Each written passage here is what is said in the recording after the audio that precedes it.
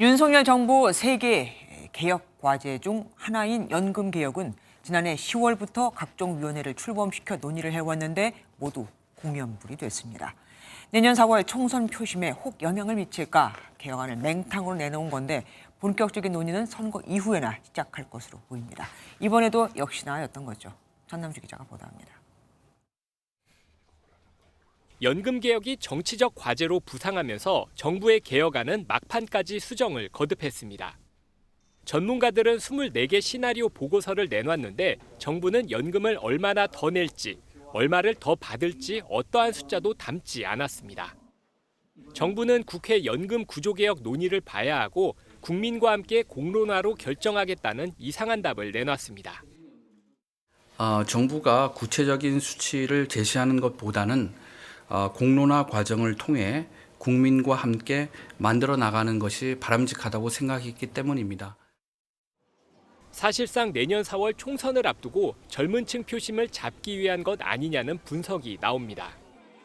고령층은 더 가파른 인상률이 적용되는 만큼 거세게 반발할 것으로 예상됩니다.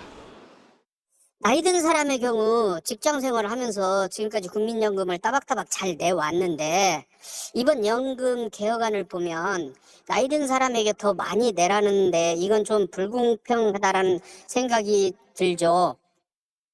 지난해 11월부터 시작한 국민연금 제5차 재정계산위원회는 이달까지 22차례에 걸쳐 회의했지만 맹탕 개혁안만 내놨습니다. 애초 이달 말 종료될 예정이던 국회 연금개혁특위는 결과물을 만들지 못한 채 활동기한만 내년 5월로 다시 미룬 상태입니다. 총선 결과에 따라 전국의 판도가 요동치면 합의안 도출은 더 큰 난항을 겪을 수밖에 없을 전망입니다. MBN 뉴스 전남주입니다. 안녕하세요. 김주하입니다.